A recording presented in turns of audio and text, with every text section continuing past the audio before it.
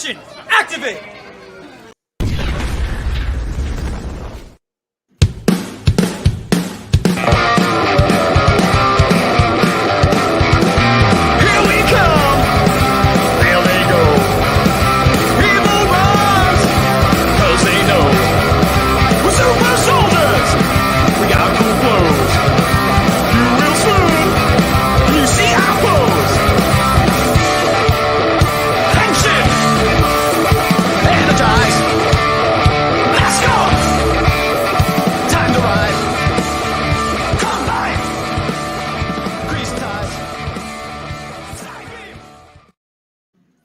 And welcome. It's me, Gazbot, for a special edition of Action Activate. Why is it special? Well, of course, we always have the big dog, but in addition to the big dog, we have our special guest. Oh, big dog, you're muted.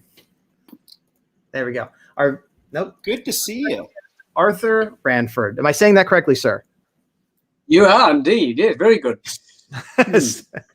Now, we know who you are. We know why you're here, but maybe do you want to just quickly explain who you are to people that maybe somehow don't know who you are? I'm here because a number of years ago now, 5 or 6 years ago, I was the first and only senior Power Ranger, Purple Power Ranger. That's true. The chagrin of quite a few fans, because I read a lot of the responses at the time, because it goes into 135 countries, that show, or something like that. And people from all around the world started sort of I can't remember whether it was Twitter or Twitter, just emails. Probably. If they're being negative, it's probably Twitter. Yeah, Twitter. Why is the show bothering with this old bloke?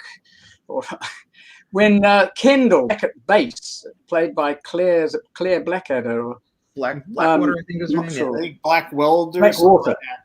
Claire. Let's just call her Claire. Blackwater, yes. She's ready and waiting, and she should be the next Purple Power Ranger. And of course, she did become. But for one episode, Judd Lynn, or Chip Lynn, who was producer in New Zealand and producer-writer, had a lot of fun with this crazy old coot called Albert Smith. So episode 17 of Power Rangers Dino Charge, the Dino Charge series. That's actually a stunty that you're looking at there. That's a Japanese stunty dressed as me, the Purple Power Ranger. And I got to go into a studio. The sequences which he did very well, he mimed them very well. I voiced them in the studio. So there's a secret. I did do a morphing sequence, however, and that was very good in spandex. That is something I wanted to ask you about with the morphing sequence, because you didn't. It wasn't just a stock. Like, you had one where the energy just hit you, but you actually did the dance with the gun, and you wore spandex and everything. So, how long did it take you to do the morphing sequence? Was that like a day of work, or quite a long time? It took me. I did a bit of mime training in California, in Berkeley. Leonard Pitt of Berkeley. I don't think he's teaching now, but he was a very good. Etienne Decroux trained mime in Paris, and then he went to Bali and did Balinese masked dance drama that they do. And when they have sort of culturally colonized the Bay Area, and they come over in those days, and he used to join in the minor parts with Indonesian or Balinese masks. Yeah, that's funny, because that's right where we are. We're in the Bay Area. Yeah, we're very close to there. Yeah, I'm right near Berkeley. Yeah. Well, Leonard Pitt, just a couple of blocks from the university, was with Leonard's studio, and I spent 4 very happy months bopping around his studio, and all sorts of moves, and doing a bit of mask work. And so, but when you were on using those skills in the morphing sequence, was it? Yeah, they came back to me a bit, because it's quite a tricky little sequence, and there's quite a bit has to happen. You have to display a battery or the inner gem, and then push it into the pistol, and then rotate the chamber, and then flick it round, and it took me several goes to get it, and I think they were getting a bit worried, and then it sort of slotted in. And Derek B. Gale, who wrote a very nice review of the whole episode and said some interesting things. Westerner, who's a great fan of all popular culture, but he also, oh, there we are. Yeah, I forgot to throw it up while you're talking about it. Yeah. Sorry, I didn't want to interrupt you. I just... He was very pleased that the old guy got a morphing. There we are, Purple Ranger. There it is. There's the sequence coming up. Yeah. Yeah. Well, it's good to see that. I thought it was great. Have you not seen it? Me? Yes, I've seen it. Oh, yeah, okay. Yeah. There's a whole morphing sequence in the episode that happens. It's a little bit. Well, it was. It was good. It was good to have that. And Derek B. Gale was chuffed that the character got to have a morphing sequence. It's great because it makes you an official ranger. Like whatever anybody else says, you morph, you wore the suit, you were a ranger, even if it was just the work. Exactly. Yeah. Say again, Big Dog? Even if it was all too briefly. Yeah. And of course, he didn't understand why he was a ranger. He discovered the energem on the mountain when he was looking for a little lost girl. Right. Yeah. Sort of social work.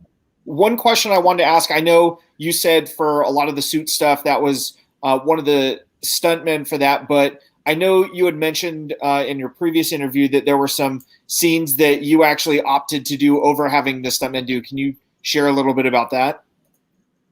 That I had to do what? Sorry, that I did? Which scenes did you choose to do instead of having a stuntman do? I know there was one involving a mountain, but were there any others as well? Well, I had a stuntman because I've got a very bad traumatic, it's what's called traumatic, arthritis in my right knee because I nearly killed myself running a motorcycle into an oncoming car in the South Island of New Zealand way back in about 1972. And in the last 7 or 8 or 10 years, it's come back round and it hurts like hell. It's quite interesting. The surgeon, having surgery on June the 1st, a refurbished knee. I'll get started on that and I'll become a bore. I had knee surgery too. We can compare notes. Oh, yeah. Good. Yes, yeah. For each other rather than the viewers. But, there you go. So I couldn't really, scrambling over the scramble net. I started it off and I finished it off. And I've always been very agile. I've been very annoyed just recently. I did some theatre work 2 years ago, a lovely little musical called Once, the Musical. Mm-hmm. Once is a film, a little Irish film. Yep. And then it's been turned into a very good stage show, which has been very successful in New York and London. And now it's being done all over the world. And enterprising one of our directors, a director-producer here called Jesse Peach, sort of buttonholed the owners of the rights in London for years, 4 years, I think it took him to get the rights. Now it's about to be done in Christchurch in the South Island. And they approached me to do the same role, which is Da, D-A, which means father or dad in Irish. Yeah. And unfortunately, I had to turn them down. And because of this knee surgery, and also because I'm going to be doing a little community-based children's show or family show, theatre show, with my violin and percussion instruments and acting the father in Hansel and Gretel. Oh, it's a pretty grim story, by the way. Hansel and Gretel's grim stuff. A lot of the grim fairy tales. I guess they're appropriately named. Yeah. When you think about it, a lot of children's literature, children can really relate to feelings of terror and abandonment, and if they see it portrayed for them, it's very, very reinforcing of feelings that they have. Dependency it makes sense that they would gravitate towards melodrama too, because as a child everything is heightened, everything is melodramatic because it's the first time anything's ever happened. And absolutely. This is I must say that Power Rangers is really a lot for children and teenagers, and it's pretty broad stuff. I've been doing a lot of acting classes and getting stuff down on camera to make a better show reel. And I've become more serious as an actor. But it's good to be back in front of kids again in July. We're going to put that on. Nice. And although Albert is pretty broad, particularly at the beginning, and the scene I did to audition was very broad and loud and big. I was going to ask you if you could tell us about the audition process. How did they call you in, or was it you found an ad or your manager? How did that come about? My agent put me forward. A script arrived, a bit of script. I learned it, went and did it. It was all very easy. They sort of made up their mind very quickly. Yes, this will do. This guy will be the one. And at the read-through, they found I did that scene okay, but they found I was underpowered in the rest of it. Because you hadn't had a chance to prepare for the rest of it, I guess. No, I hadn't given it much thought or preparation. But there was very good working. Not only did Chip write it, but he cared about the character and he cared about what he'd done, and came down every time I was working with Second Unit, which is directed by the Japanese. Second Unit is the Japanese Stunts. There's at least a dozen of them. Right. And they, when they graduate into being too old to do all the flick flacks and backflips, they become directors. Makes sense. Yeah. So, and they come over to New Zealand and live here too. You know the story that in the early days, this is it Saban or some Saban Jewish yeah. Saban company that bought the franchise from the Japanese. Saban, and they used Los Angeles stunties originally, but the Los Angeles stunties tend to be like Alex rather, big dog. They're sort of big, and that's funny because Alex has done stunt and martial arts work. Slim and fast. Well, pardon? You've done martial arts work? Yeah, I trained in martial arts most of my life, and I was in a couple very small projects locally where I did some stunts and fighting. So you couldn't be more on point saying that they look like him. Must be in the water around here in California. But the trouble is they realized it was the wrong sort of body type and wrong rhythm for coming from originally from a Japanese show, because they're Asians are slimmer and much more agile, and they have a faster rhythm. We're discovering this. There's a growth in Asian theatre craft and film here in New Zealand at the moment. We've got quite a big Asian community. It's growing rapidly. And when I see South Asian, East Asian, Koreans, Chinese, Thais, Vietnamese, Indians, right.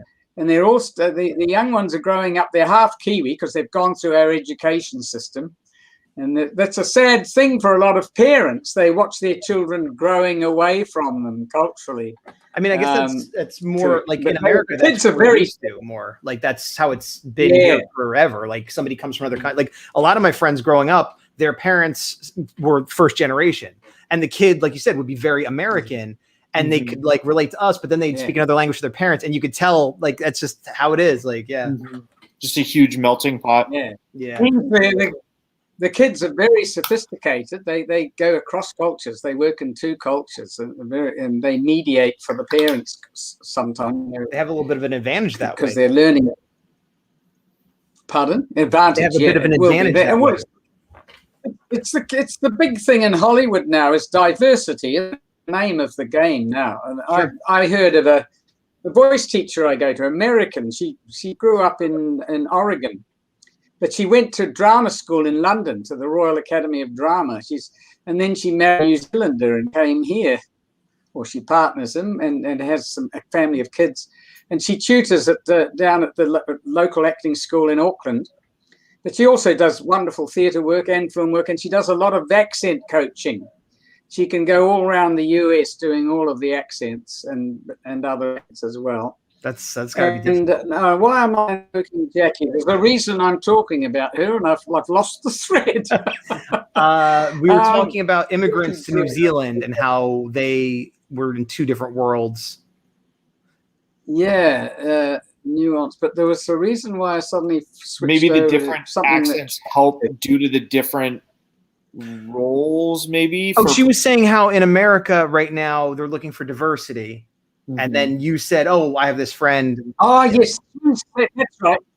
quoted a teleseries, probably on Netflix or which is about colonizing Mars. It's a space opera, a little bit like the one I've been working on for Netflix as well, which is I think it's going to be called Space Cowboy now. It was Jazz Band has been the working title. Wait, it's based on the Japanese anime Cowboy Bebop, right? I wanted to ask you about that later. We'll come back to that. Yeah. Okay. Well, she said, this thing that she's talking about, which is, I forget, it's got a one-word title. It's about human moving into space, colonizing space. The Expanse, in particular, maybe? Mars. Elon Musk and. I think I know the show you mean, but I don't think I've seen it. I think it just came out recently.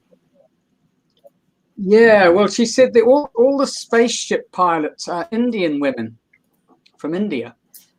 Oh, that's cool. And apparently they've sent word to casting directors in New Zealand, don't send us any more Caucasians like yours. We want, Polynesians, and we want Asians, and we want black, and brown and yellow and sure. Well, especially if it's in the future. Yeah. Yeah. Well, New Zealand's going that way too. We're sort of evening up the Polynesian. You know what I mean by Polynesia? Polynesia, Micronesia. I know it's a bunch of the different cluster of different islands. Is that correct? Yeah, it's a big tribe from New Zealand up through between Fiji. Fiji's in Melanesia, and that people look a bit different. They have fuzzy hair and they're darker. Generally speaking, that's a very big generalization. Up to Hawaii, through there's Tonga and Samoa are Polynesian, and Fiji to the left is Melanesian. So the line goes up through there to Hawaii, which is Polynesian originally, and then across to Rakiura. Not Rakiura. Damn, I've forgotten its name. That's the. I can't help you. Your grasp of geography is much better than mine. I grew up in the American public school system, so I'm not. Well, if you look at the map of the Pacific Island, there's Easter Island, and it's got a Maori or Polynesian name. And then it comes back to New Zealand. New Zealand was the last place to be colonized. It's an epic colonization by the Polynesian people. Huge ocean faring, the greatest migration, the greatest human migration in world history. That's impressive. They've worked out genetically that these people originally came from Taiwan, down to Papua New Guinea and the various islands around there, and then slowly out across, starting about 7,000 years ago, and then out. I get exhausted if I walk for more than an hour or so. Well, there was a bit of natural selection going on because a little skinny person like me died on those ocean voyages, but the ones who were large and had big bones and big jaws, they survived. They might have been starving by the time they got there, but they were still living. Right. So that's why incredible rugby players. Some of our best rugby players come from the Pacific Islands, and there's a big Pacific. The last Polynesian city in the world is my city, Auckland, New Zealand.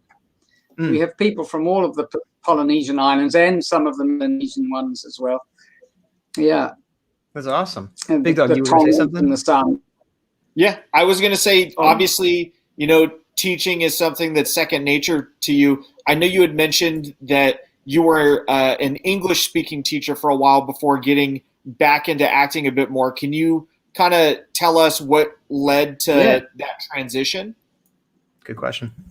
Oh, well, I went through a huge midlife crisis. I was teaching at that drama school I referred to earlier, teaching movement, partly based on what I was learning with Leonard, but I came to the realization that what I was doing, and I did it for about 2.5 years, was not really appropriate, a basic movement for an everyday actor. What I did with Leonard was highly specialized mime training, and I lost my way a bit. And also I got challenged by one of the students who'd done some dance training. She's become a very successful actor. But she challenged a move I was doing from the yoga studies I'd done, which the dance world regards as dangerous. It's when you bend your knees a little and then rotate the knees around, and it's regarded as very dangerous for the knees. Yeah. I've hurt my knee doing that. Oh, did you? Oh my God! Not there the you go. specific yoga move, but where your knee bends and the rest, or your knee stays planted and the rest of your body doesn't. I actually, a couple years ago, I hurt myself that way, and Gazbot saw me with crutches for a couple months after that. Thankfully, no permanent damage. Goodness, that's serious. It was scary, yeah. It definitely, when I did. Yeah, very serious. I'm glad it was only a couple of months. You know that this is what happened to John Cho. I did a day a year and a half ago on that Netflix Cowboy Bebop or Space. It's called Jazz Band, the working title. I think it's Space Cowboy, possibly. But Space it's in Cowboy post-production now. Oh. These are the anime characters. One of them is you. Do you know which one is you? I'm the guy in the red cap. Okay. Carlos. Nice. Carlos. So the funny thing, they look very sort of Tex-Mex or Mexican, and I don't recall. But anyway, when you're doing a space opera, you can get away with it. We had 200 extras when we were doing that scene, actually, or a scene like that, sitting at a cafe drinking beer and playing dominoes. And of course, all the local dudes with their beautiful big American cars from the 50s and 60s were out in force on set, driving a few yards in each shot. Having a great time, wearing Stetsons and things. But they didn't look. It's supposed to be Tijuana. It was a beautiful set, by the way. We used an old mental hospital down in South Auckland, south of the city. We used to keep mental hospitals out of the city and out in the country a bit. And it was a huge, sprawling number of buildings. And the local crew got stuck in and they painted it all up. Looked wonderful. John Cho did a pre-shoot speech. He said, I've never worked on such a good set. But anyway, a few days later, and I didn't realize for a month that this had happened, he was on the last run through a martial arts sequence and he wrenched his knee terribly and had to be jetted back. And Netflix shut the whole thing down. 400 he's playing people Spike, right? He's the main character. Yeah, he's Spike. And they said, no, we're not going to recast. We're going to stick with John and wait till he gets better, which he has done. And he's did some other things back in California before he came back. So a year later, our three did another, because in the original anime we crop up all the way through, a bit like I watched the anime. Course. Yeah, so your character is just like a running gag, basically. We've only managed in the first 10 episodes. I think they've made 10 episodes. I don't know if they're half-hour episodes or 1 hour episodes, but of course it's half hour. But done with Sorry, what was that? Oh, sorry. Good. Yes? I said I think they're a half hour, but it's been a while since I watched them.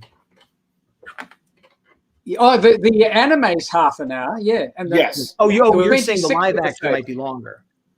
The live action might be an hour. I don't know, but that maybe that they've only made half what the anime covers because they want to test the market. It's a bit of a gamble. Is this thing going to work with live actors because it's slower and it's different from from a cartoon? We call them cartoons, not animes, but the Japanese use the French term anime. Yeah. We call them cartoons in America unless they're from Japan. Then we call them anime. True. Animes. Oh, right. Okay. So if it's He-Man, it's a cartoon. If it's Dragon Ball Z, it's an anime. Yeah. Actually, they've just put out. There's the Chase. The two they've got a feature movie of their own again after years, 50 years, 60 years. Is it a rabbit? No, not a rabbit. It's two of Tom them. and Jerry. Tom and Jerry. Tom and Jerry. What are they? What animal are they? I've forgotten. Are they rat? No, Cat and Mouse. Of course. Yeah, the classic. Yeah, the old black and white jobs that they started off as in the 30s, didn't they? Little black and white, 5 minutes, 7 minutes. I mean, a lot of the original ones were black and white, and then they progressed to color after a certain point. But they've been around so long. I watched them when I was a kid, and it was like probably old when I was a kid. It's just been around forever. Yeah, and they didn't make them for a long time, and now suddenly there's a full length feature. Has it got live actors in it as well? Is it a mixture of live action? I think it is a hybrid, like CGI animals and human actors. We have a couple questions in chat I want to address real quick. Let me see. Yep. Okay, here's one. You were talking about the Japanese stunt actors, or stunties as you call them, and forgive my pronunciation. Naja Barrow wanted to know Did you know, or have you seen the Sentai version of Power Rangers, the one you were in, Dino Charge? Have you seen the Japanese original? Is it?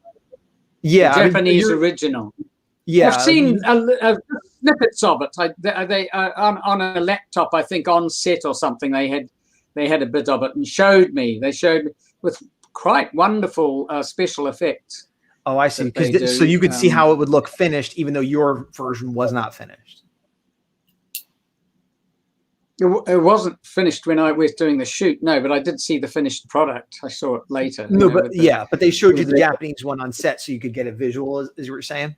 Yeah, to get some idea of what we were doing or what it looked like, and yeah, the sort of design of the show. That's cool.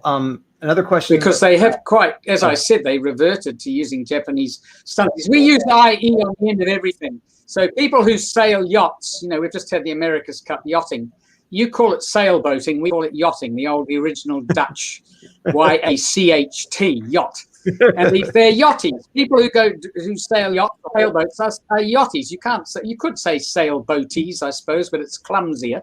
It might be clearer. Often American is more literal and clearer, some of the terminology you use. Two languages, it's two cultures or multiple cultures are separated by the same language.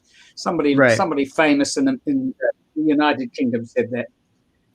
English is the same language, but it separates America and Britain.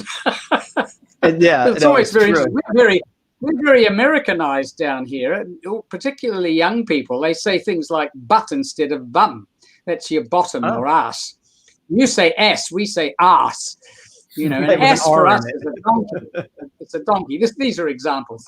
An ass is a donkey, or a mule. It's a small quadruped.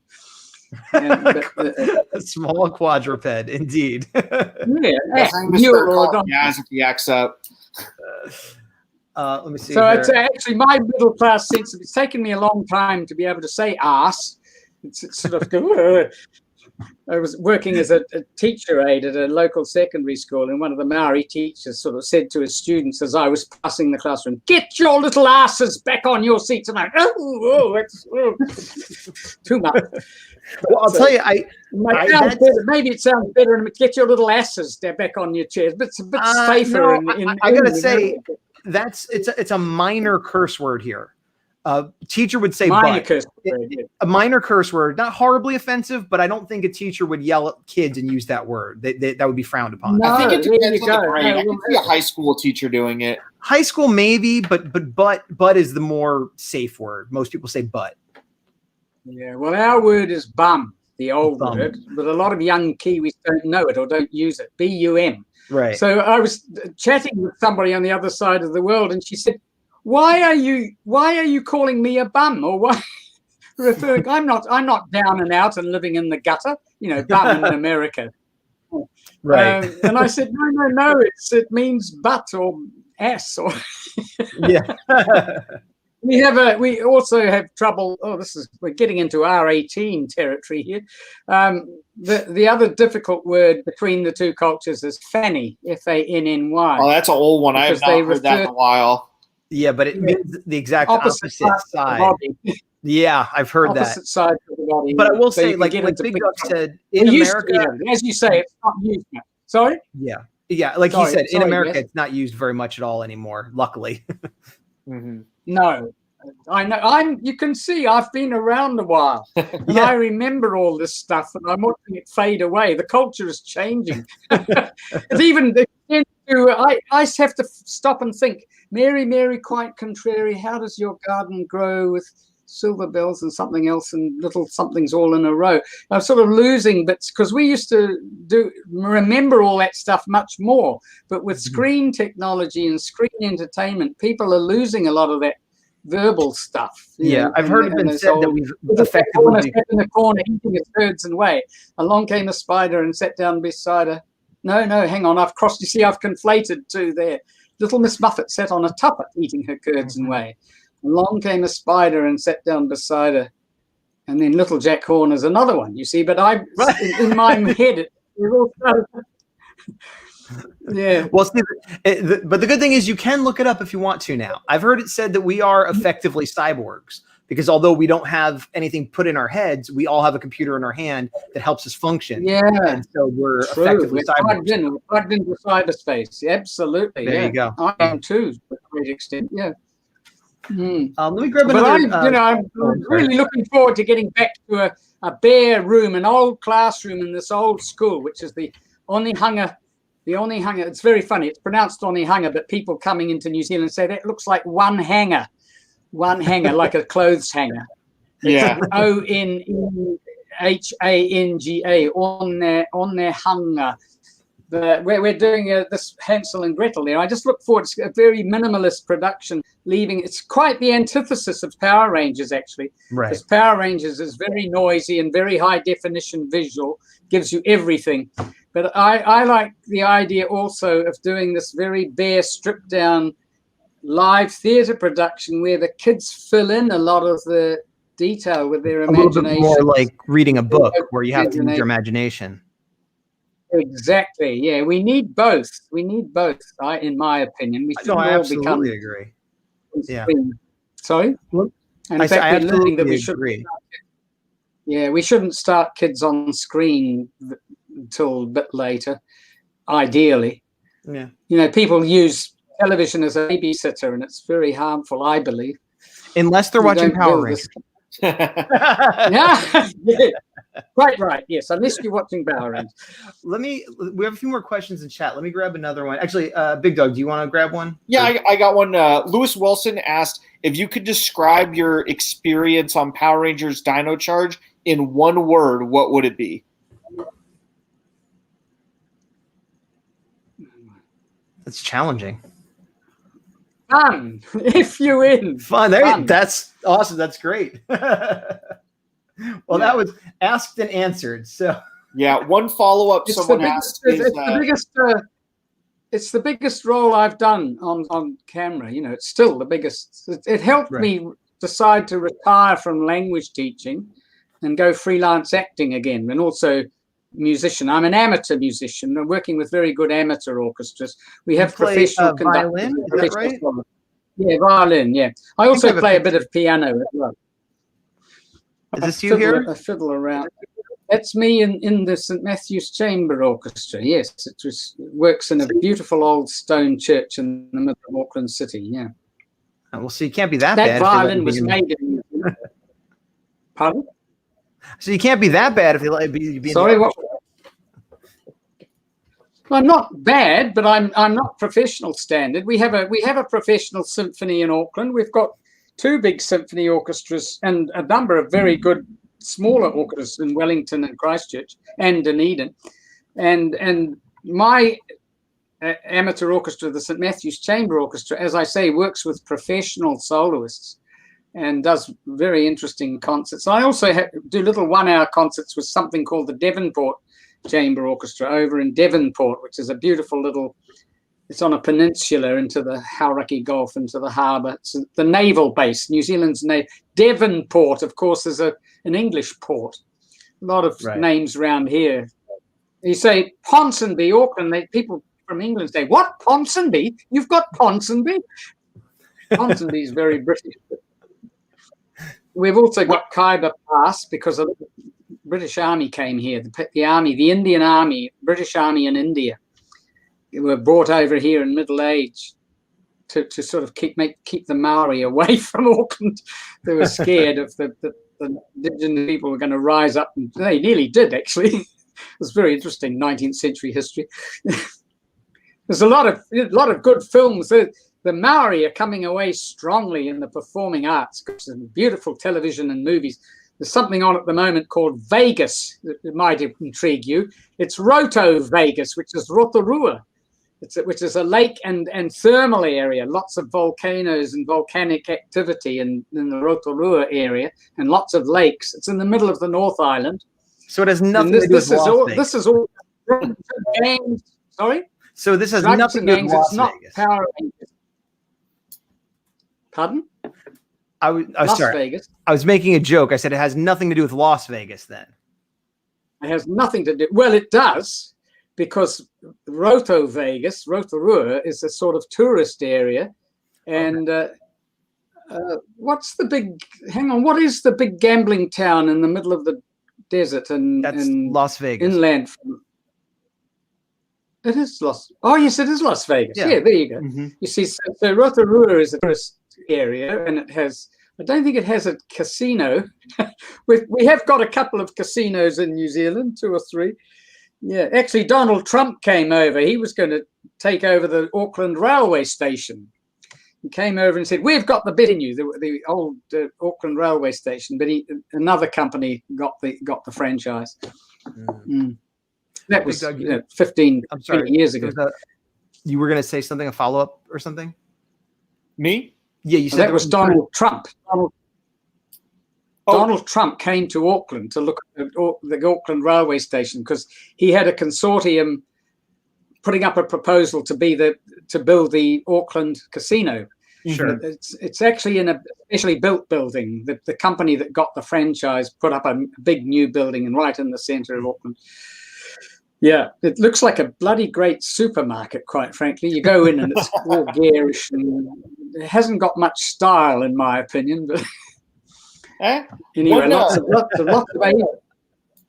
circling back to the music, for you, what is kind of your ideal setting to play? Do you like playing in an orchestra? Do you like a little more intimate setting with maybe just yourself or only a few band members? What's kind of your ideal musical experience? Good question. I love to do all of it. I stand and play alone. I've done lots of little gigs for money at weddings and for businesses that hire me to stand and play.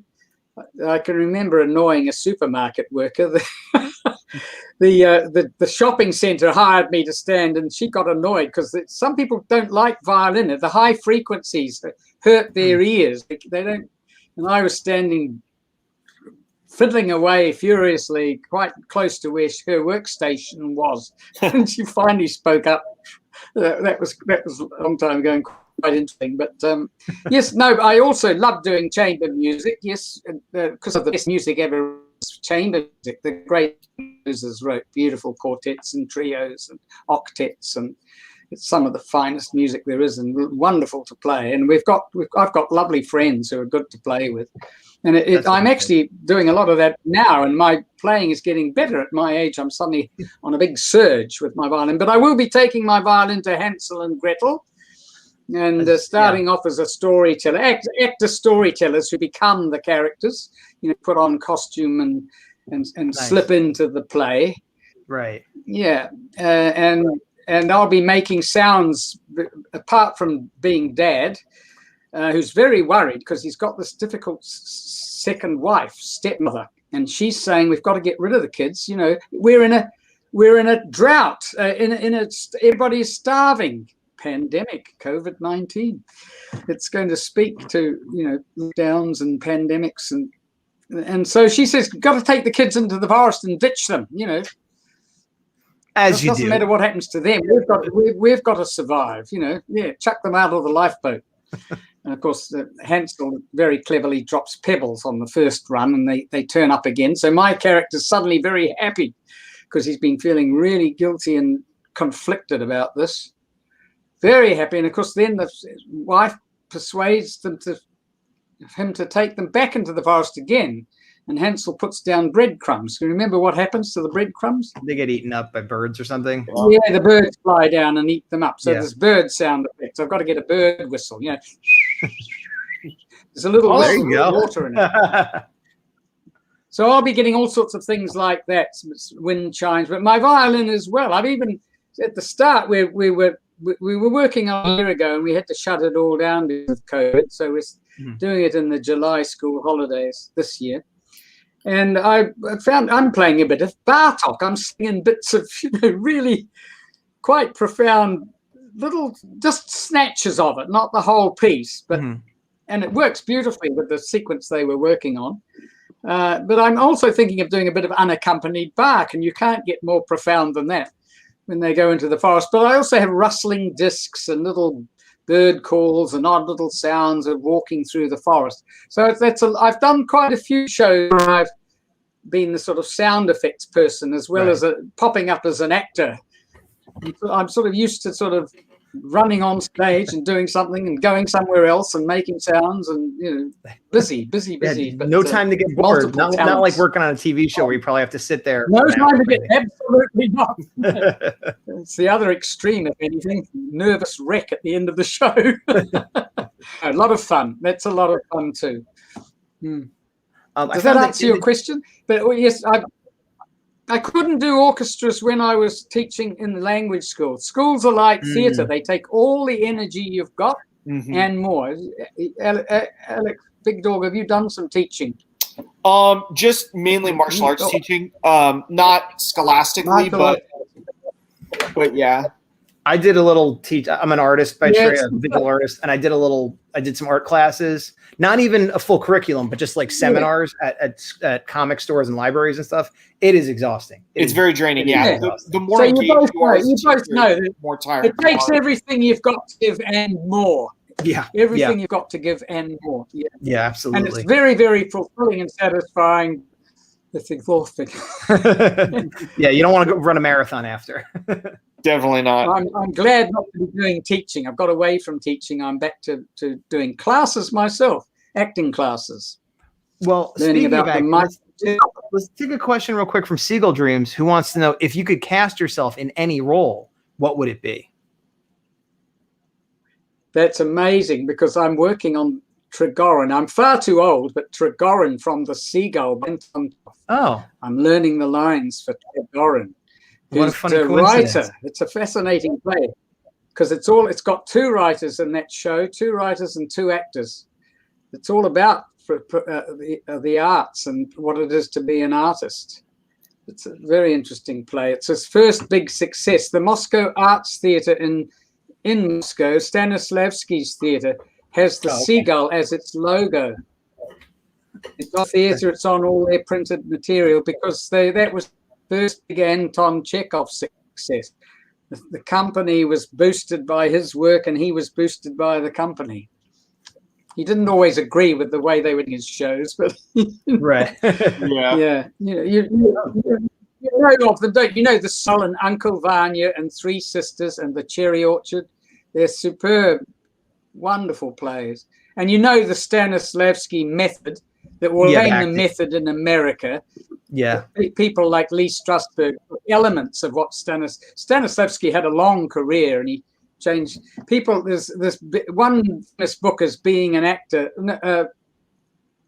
Becoming a Character. There's a second book, Becoming a Character. But Elena, the classes are somebody who worked with Stanislavski as a young actor, was the nephew of Anton Chekhov. Anton Chekhov's older brother had this brilliant actor called Michael Chekhov, and he devised a whole approach to acting. He nearly came to grief working with Stanislavski and doing the thing called remembered emotions, where you look back through life.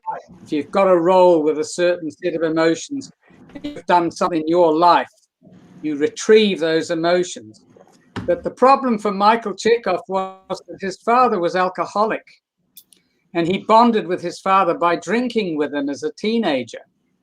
So when he did the retrieved emotion exercises and using Stanislavski's method at that time, because as I say, it changed over all the years, you get various people that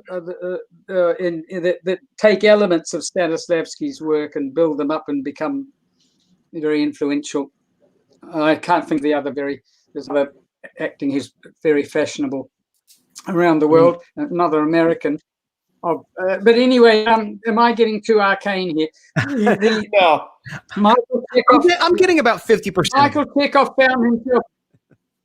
Okay, he found himself powering straight into a huge nervous breakdown, mental breakdown, because his retrieved emotions was with an alcoholic, an addicted father, and he'd sort of nearly become addicted himself to. In bonding with his very gifted father, equally as gifted as Anton, actually, but a damaged man. The whole family had the father used to beat quite a few. He used to beat Anton. These people become very real and alive to you. Anton Chekhov is a very great story writer, short story writer, as well as a playwright. Yeah. Yeah. I mean, so that's one answer. That's one thing I'm working on. So the seagull, which that person had seagull. Yeah. But I longed to be a classical actor when I was, even now, I would love to do more Shakespeare. So I've been doing Shakespeare, learning screeds of it and doing it in class and getting it on camera. And I'm going to start doing selfies on my smartphone, because you can use a smartphone to do quite good videos, you know, and I'll put them up on YouTube and I'll put them together in a show reel. So I've been learning bits of Hamlet, you know, the king, the guilty king, the king that's killed his brother to get the king. Claudius is a wonderful soliloquy, and all sorts of other bits and pieces. Yes, so those are the two extremes, because they're very, very different playwrights. The Shakespeare is a master psychologist, but it's think, speak. The inner states and the inner psychology is spoken out in lots and lots of words. Whereas in Chekhov, what people are saying can be very matter of fact and mundane, but there's what we call the subtext. There's a huge iceberg of, you know, how icebergs are only a tiny 1/8 is above water, and well, in Chekhov, there's all these subtexts, there's all these things going on within the character and between characters which are not spoken out. You have to explore and find them. You can't find a lot of them until you put it on the rehearsal floor. People learn their lines and get on the rehearsal floor, and believe me, I've been in 2 professional productions of Chekhov, both in Dunedin, New Zealand, down in the south of the South Island. A lot of Scottish immigrants settled there. But it's the perfect place for Chekhov. It's in the winters in Dunedin are very cold and very still, and very. So it puts you in the mindset of how you should be to do that sort of work. Yeah, somehow it suits Chekhov. When you're in front of an audience in a Chekhov play, and even if it's only half working, it's magic.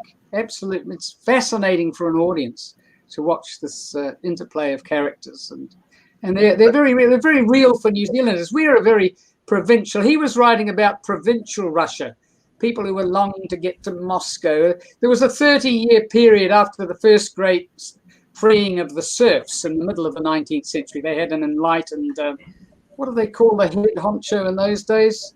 Not an emperor, he was the Tsar, T-Z-A-R, the Tsar. Right. Yeah, and there was a progressive Tsar, and then there was a 30 or 40-year stagnation. Oh, Hamlet. What somebody's asking. Seagull. Oh, they were just saying they love Hamlet too. They're agreeing with you. Oh yeah, Hamlet. There's a fantastic play. One of my dreams would be to do the whole thing. If you do all Every of it, character. It's about 4 hours long. 4 hours long. Sorry. All right, we'll just start now. Well, I'd have to do it right now for us. Go ahead. Go. Yep. Right. A little bit of Shakespeare. Oh, okay. One. Oh my. Oh wait. Oh my! Sorry. I was no. Keep going. Sorry. Action. This King Claudius. I don't know how much I remember, but he's praying and he says, "Oh, my offence is rank. It has the primal eldest curse upon it. A brother's murder." I can't remember. I'm sorry. I need to read it. I was only kidding. Thank you for giving us a little something. Yes, thank you. That was lovely. Yes. I don't know nearly as much about theater as you do. I don't know if anybody does, but I am a big Hamlet fan, and I have read Hamlet and seen it live a couple times and seen every movie version. I like Hamlet more than I like Shakespeare, if that makes sense. Like it's like I like Shakespeare, but Hamlet. Like, oh, I love Hamlet. But what about the Scottish play? Macbeth? I like Macbeth. I mean, I like Shakespeare. Don't get me wrong, but Hamlet is so no. But Hamlet is, like I said, every version. When you say that title in the theatre, you have to go outside in British theatre, and some old people, farts like me in New Zealand, you have to knock 3 signs, and you have to say "Angels and Ministers of Grace defend us." It's a bit like Voldemort in that way. No, you're right. Once in a production. I apologize. I'm not a particularly superstitious person, so I didn't think about it. No. No, you don't have. We're not in a theatre. I'm being silly. So you're not cursed. You won't invoke the. You know, it's actually a mentor of mine, a New Zealander who did a lot of work in Britain, explained that that play is the shortest and fastest play in Shakespeare's canon. And it's got 3 or 4 fights at the end. So there's always it's easy to have a lot of accidents. People get injured easily in that play. So it has this reputation. But it's strange that a fine actor here who is he's a great Shakespeare and classical theater, but he played in Hercules, Warrior and the Warrior Princess. He played Hercules' sidekick. This is Rob Tappert came over and he developed. Pardon? Lucy Lawless was his wife. She did Rob Tappert. Xena Warrior. Yeah. Rob Tappert. He's also one of the guys that did the Evil Dead series.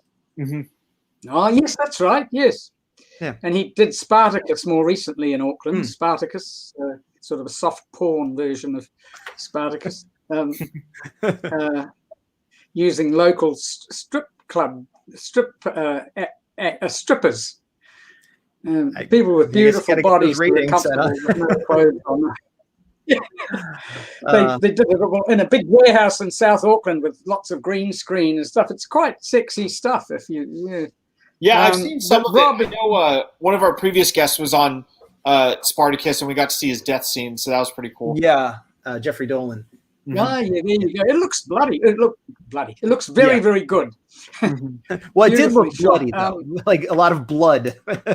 Yes, it did as well. Yeah, quite right. Yeah. What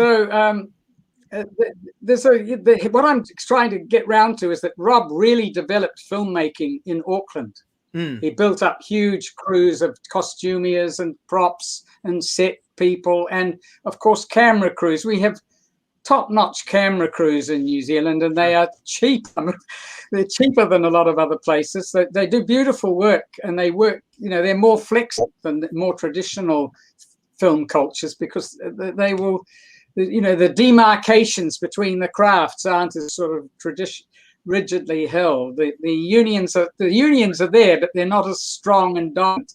You might have someone that's a performer that then is making bird sound effects. That then is no. That's in the local theatre. No. I'm just teasing. Oh yeah, good on you. You're onto it. Yeah. But I mean, we see this is how we compete against Czechoslovakia and Ireland and Canada and Hollywood. Yeah, Hollywood. Yeah. But also we're a little magical kingdom of lots of very interesting locations in a little pocket-sized couple of islands, or there's 3 islands actually, but 2 big ones in the South Pacific, and it's pretty. And we're booming ahead. We've got on top of COVID. We've got it controlled and eliminated largely. We're all living fairly normal lives here. They're having big rock concerts and big symphony orchestra concerts, and we're doing big stadium concerts. It's all happening. No social. Well, thanks for rubbing required. It in. But just giving us a bit of a head start because production can roll on. Mind you, it's rolling on in Hollywood anyway. People exist in bubbles in the studios and in London. Our best known actor contemporary is Sam Neill, and he's just recently finished the latest Jurassic Park movie. They've made another, and he was working in a film bubble in London. I was watching your interview with Morphing Network when you mentioned that. I know Sam Neill, but I didn't realize he was from New Zealand, actually. Oh yeah, he's also a winemaker. He makes very good Pinot Noir. Dunedin area, Central Otago is a good Pinot Noir area. We're going to have to stop using French terms, though. We're going to have to find our own names for these wines and for the cheeses. We've got to stop saying a little E at the end, maybe because you like stunting and you like yachty. So that's a good idea. Yeah. We probably use Maori names and English place names and things, or New Zealand place names that were English once, but and come up with our own. Because you see, the Europeans are getting much tougher about copyright. How can you can't have camembert and you can't have brie and you can't call it mozzarella and you can't call it. This is getting very tough. The European Union is starting to realize they've got competition and they want to control it.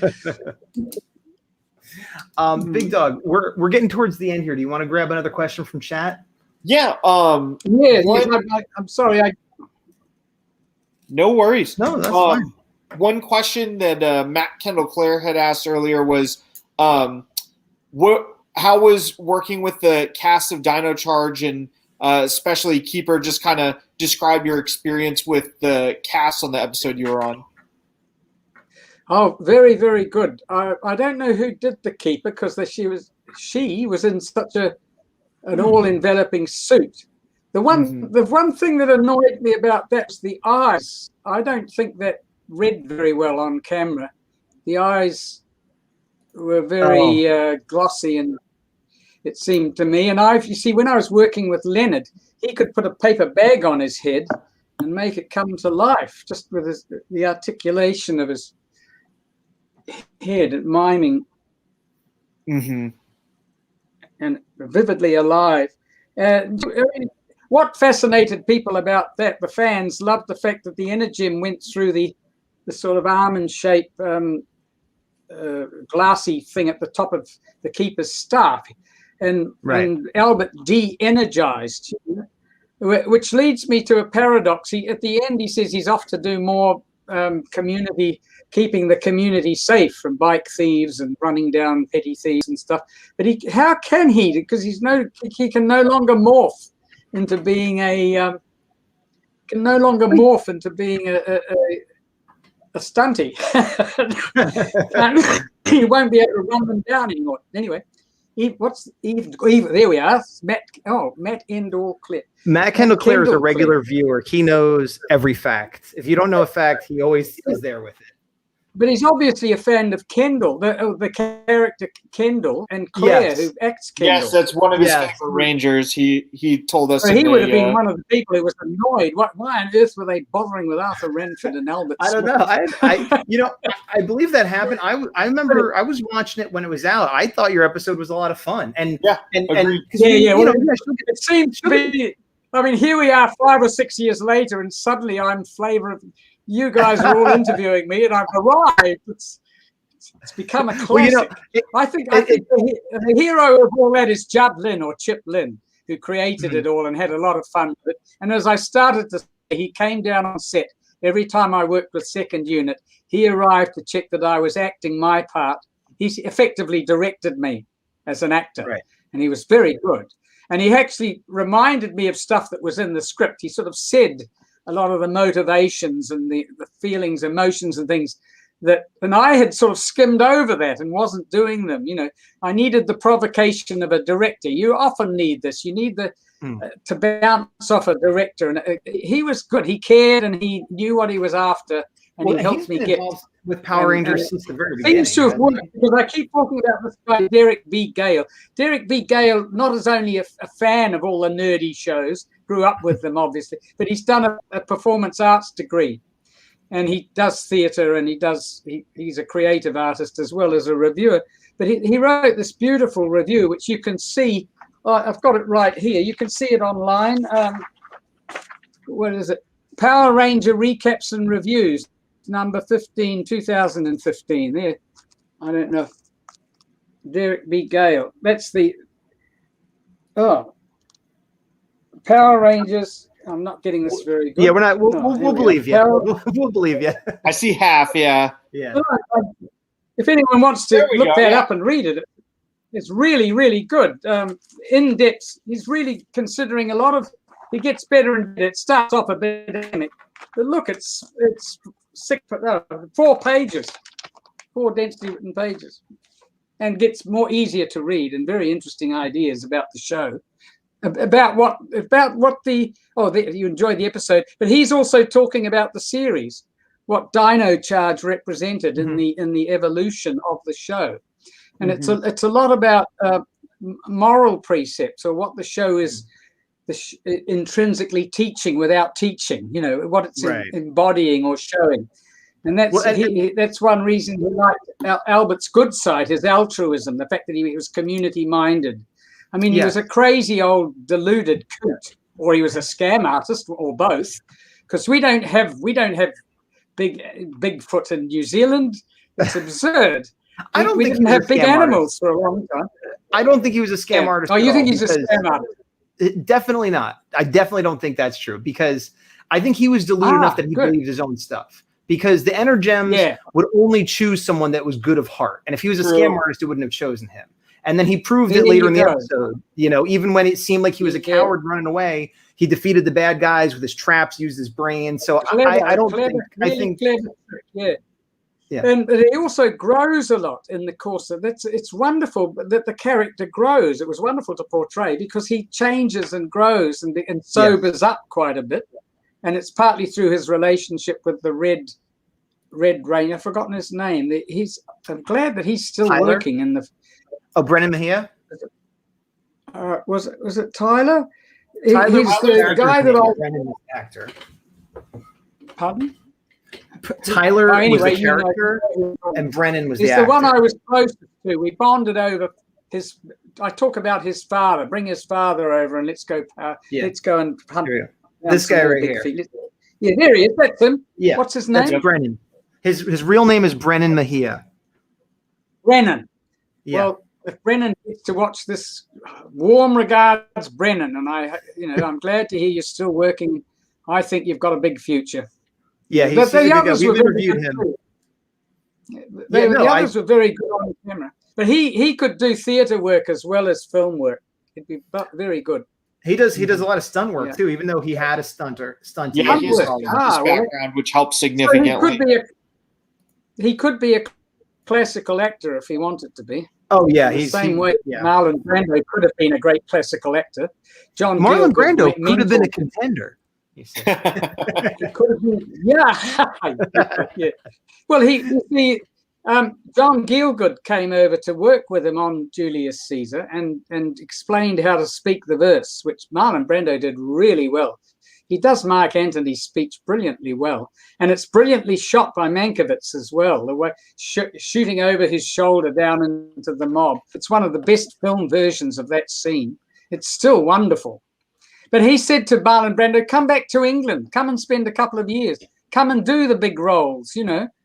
And it's a pity he didn't. In mid-career, he grew very bored and disillusioned. A lot of actors do, actually. I've been through a patch like this, where you think this is all make-believe, and I'm false. I'm a mountebank. I'm not real enough. Who am I? You know, why am I doing this? And people suddenly have these.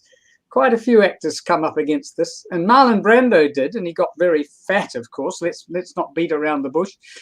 But he did. Then at the end of his life, he suddenly did the wonderful Godfather cameo, you know, and he did Apocalypse Now, you know, and the director's cut. Have you seen the director's cut of Apocalypse Now, which has more of Kirk's scenes? Yeah, and yeah, it's wonderful stuff. Brando was genius actor.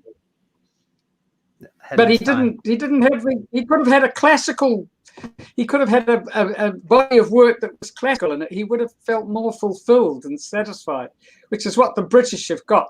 They often seem very active. You never know. Then maybe we don't get the Godfather, though. You know what I mean? Yeah. You never know how it's going to go. Yeah.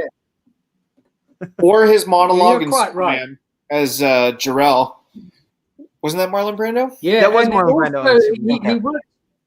He worked, you know, his work with the great Italian director Bertolucci, Last Tango in Paris.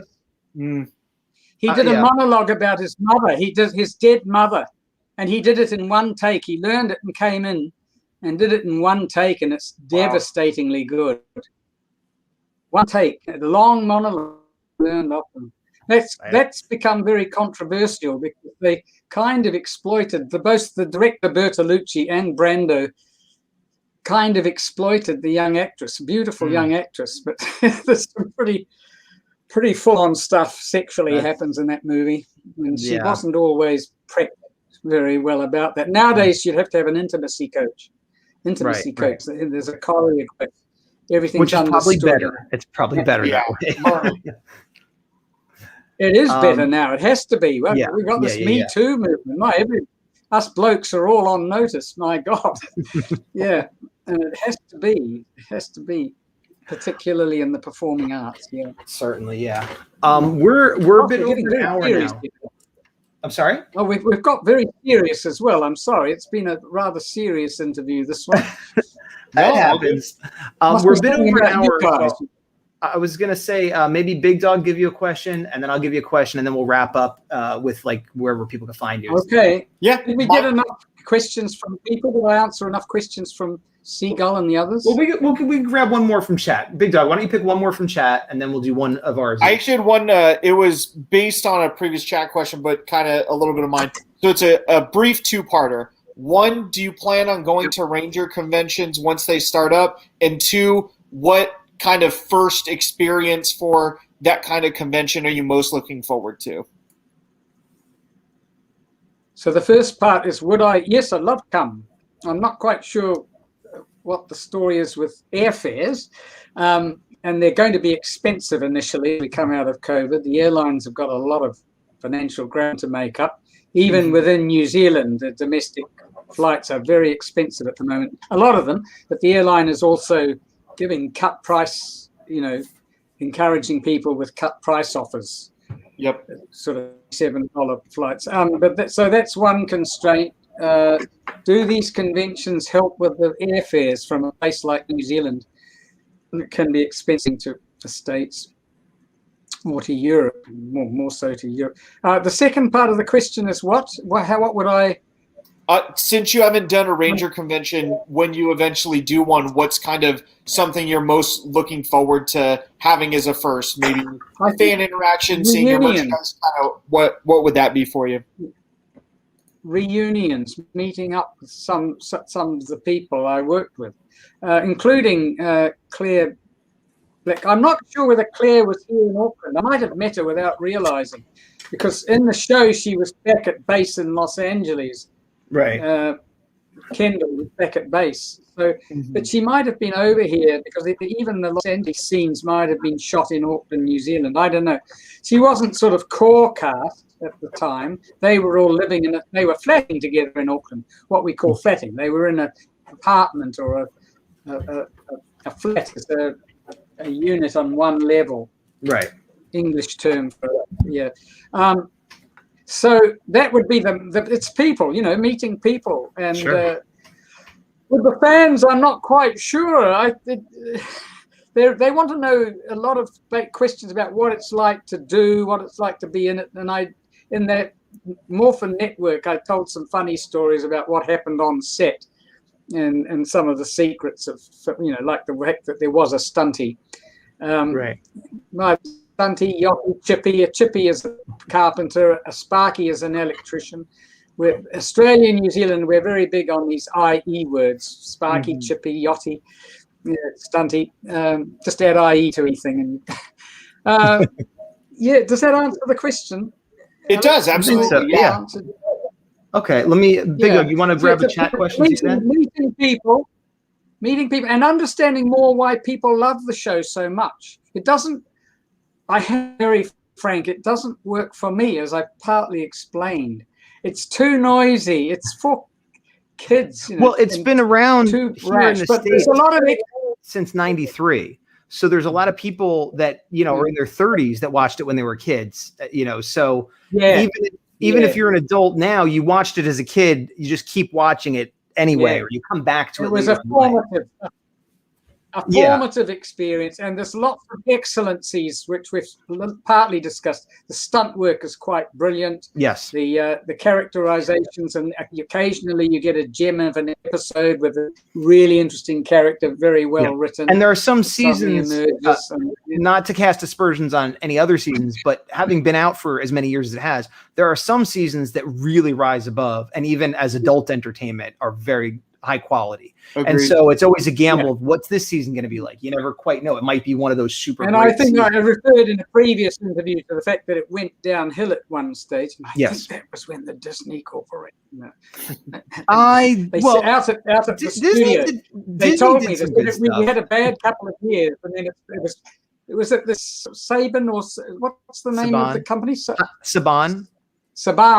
Yeah. They brought it back again, didn't they? Yeah. They did. Well, the standard's gone way up. I'll give you my take on this, which might be controversial. I don't think Disney ruined Power Rangers at all. I think some of the best seasons of all time Disney did. But when Saban got really? it back, and Saban did a good job at the beginning. Then Disney took over. When Saban got it back, it kind of took a dip. And Power Rangers Dino Charge, the season you were on, most people say is when it came back up. Yeah. So the dip was like right before you came on it is when the dip. One thing to add on to what Gaz said was that makes sense.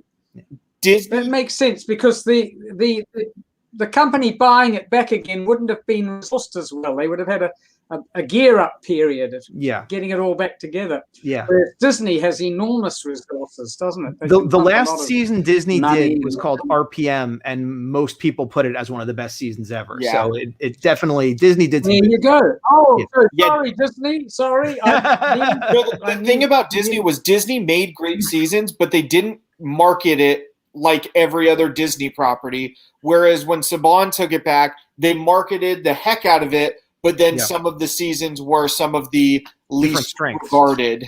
Different strengths from the different companies. Yeah, there you go. Yeah. Well, you've got the long view. You see, I've got a very narrow view. I haven't even watched, as I confessed on the other interviews, I haven't watched the earlier parts of Dino Charge.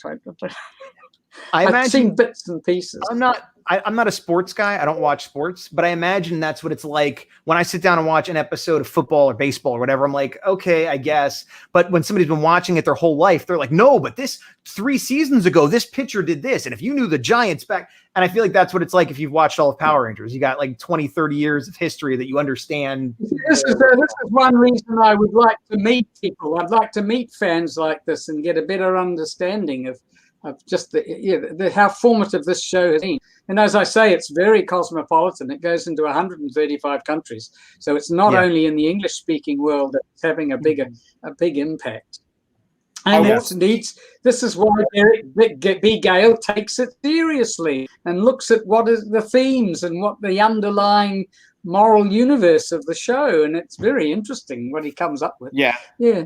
I won't speak for most of your fans, but I know one great thing about Power Rangers that brings so many people in is the inclusion, and specifically with your character, I mean, he's one of a kind, and I think you're going to have at least a number of people coming up telling you the same thing. Yeah, yeah. And because the idea that anybody could be a ranger. We've had kids, and now we've had an older gentleman, so it gives hope. That little part of you that's a kid that wants to be a superhero, even when you're grown up. Hey, maybe you still can be a superhero. Yeah, never too late. All right, Big Doug. It's like that for me in my career. It kick-started me back into it all after a long time of doing television, keeping a little bit happening. And I was doing a lot of acting in my classes, let's be frank. And my students liked the fact that I would act out the English language. They said, you act out the words and we can understand what the feelings are or the meaning. I didn't realize I was doing it. But put me in front of a bunch of people and I can't help myself, as you can see. I got one question on Big Doug. Did you ask your question? Did we grab one from the chat? I don't remember. To be honest, most of the chat questions were just answered because they were all specific to the season, and Arthur admitted he hasn't seen it also. There you go. Okay, well then I will end with the question I always end with, Arthur. And the question is, and I know you're not a big Power Rangers guy, so do your best. Who do you think is the best Red Ranger in Power Rangers? Well, I have to say, the guy we talked about, Brennan, is it? Mm-hmm, Brennan. I worked with. Because he showed real warmth and concern for the old guy. And also we kind of bonded because in a mild way, I was like a bit of a father figure for him, or I reminded him of his own father. So there was a little bit extra going on between us. But also the actor was, I think, very talented and intelligent and had a warm glow about him. And so he helped in the final scene in particular. There's some warm little moments. But even earlier, when he's a crazy old coot bringing out big eggs and legs of octopuses and things, the Red Ranger was showing a little bit more compassion for the old guy than the others were.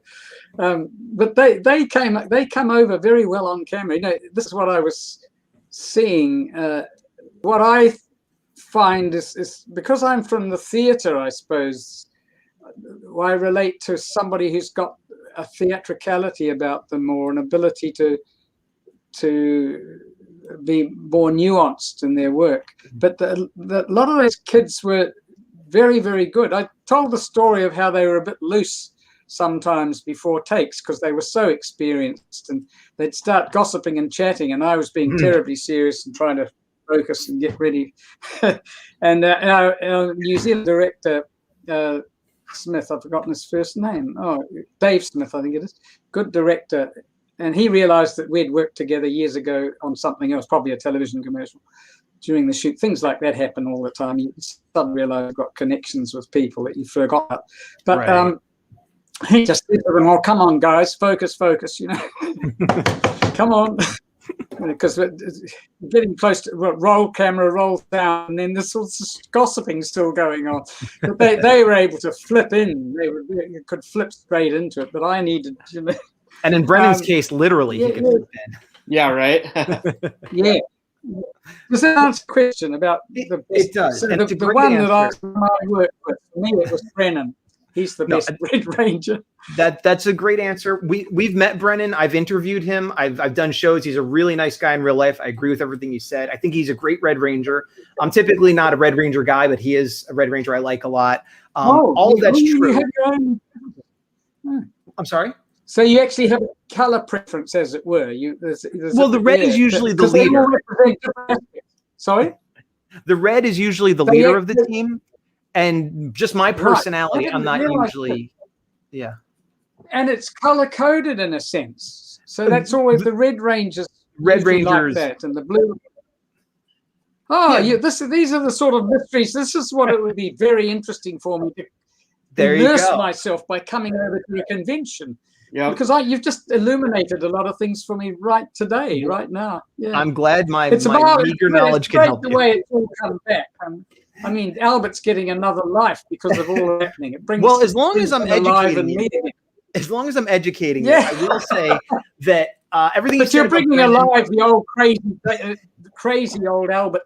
Crazy old coot comes back alive and me talking about him, you know. And, in the Morphing network, they got me to do some of the lines. You got me to do a couple of lines of Shakespeare. Yes. So there you go. Different, right? And we love the Morphing network. We're friends. We thank. By the way, they're the ones who hooked this up. So shout out to the Morphing network and Ryan. Yeah. They hooked this up. More power to the Morphing. Yeah. All of that aside, I got to stop. That's all great, but you're wrong. Everyone knows that Casey from Jungle Fury is the best Red Ranger. I'm sorry that your opinion is wrong. Almost everyone who's been on the show has been wrong, so don't feel bad, but it is, of course, Casey. Did anyone else agree with me? Yes. Did anyone else agree that Brennan was... Brennan has been said several times, actually. He is a popular actor and character. So you are not alone. I'm not alone. Somebody just reckons this running gag is a fantastic thing. Did you see that?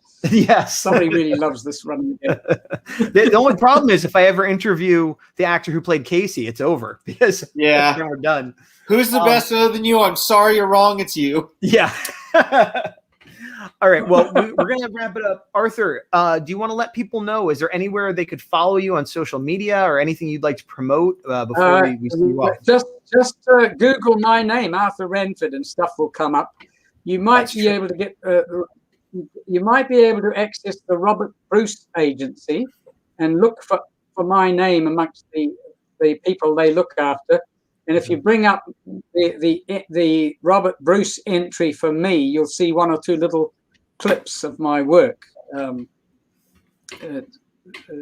you'll see the Power Rangers are still up there. But I have to say I'm going to take that down sometime soon because these things I've been doing in class, you know, the Power Rangers for me is now 6 years ago.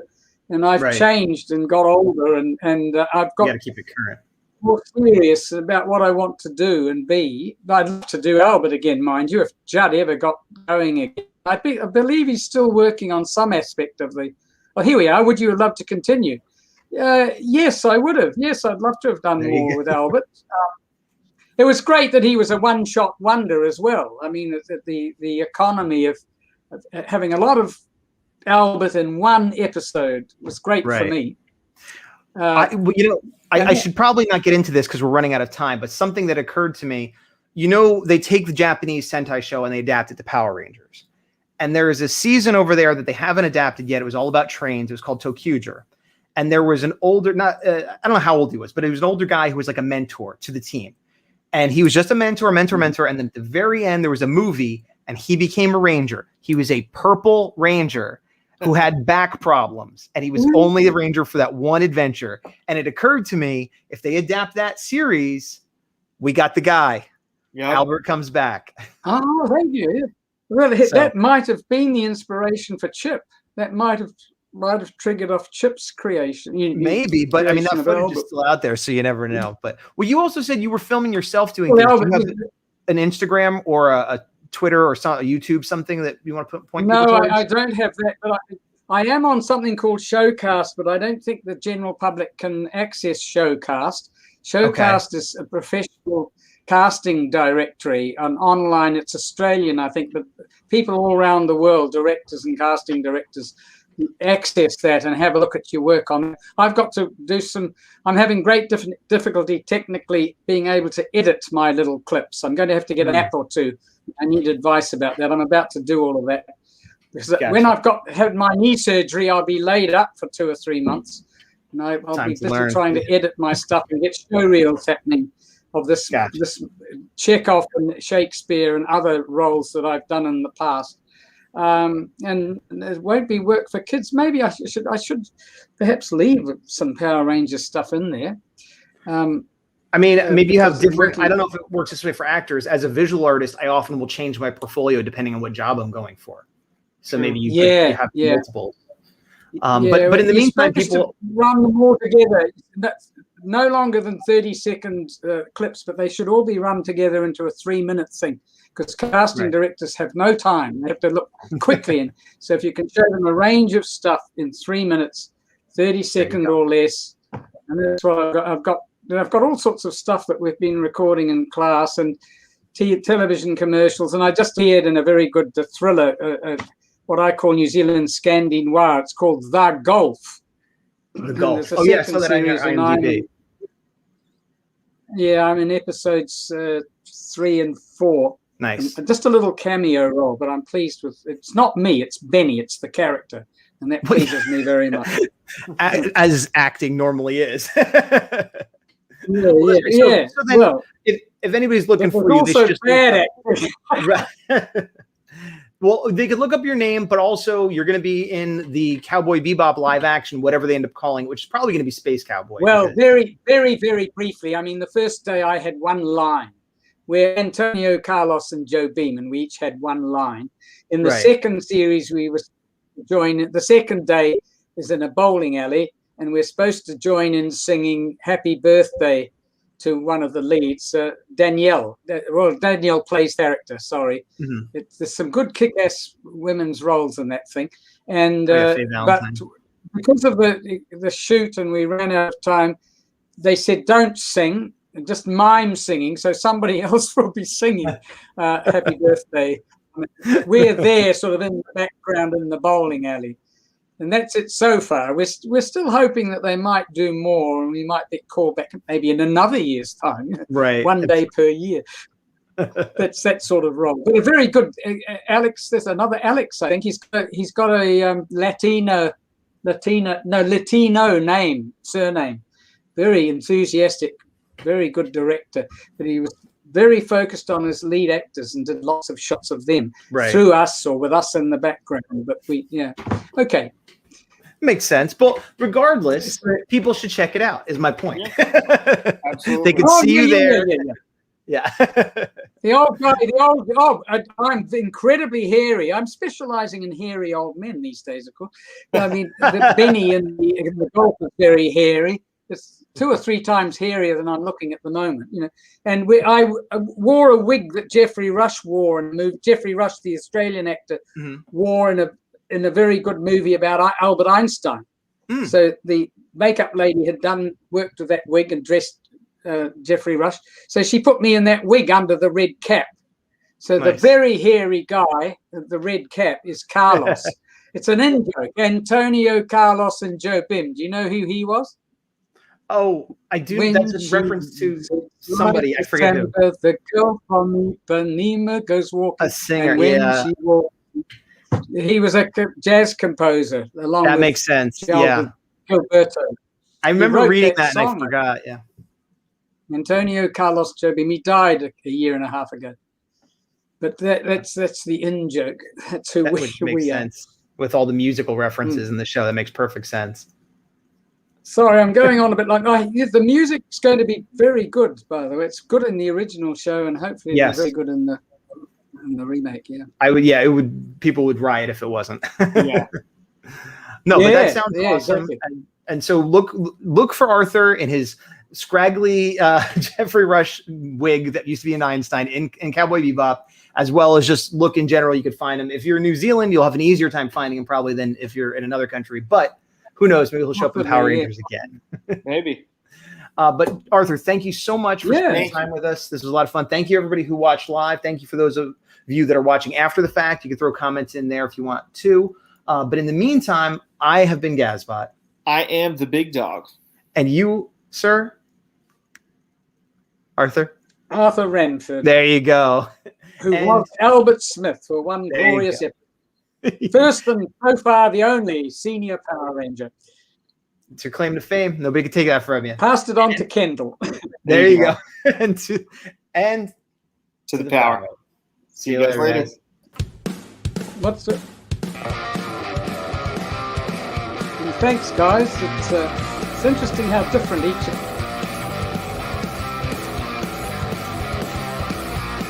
You can talk over the end credits if you want. Yeah, it's one of the running gags of our shows. We always talk over the end credits.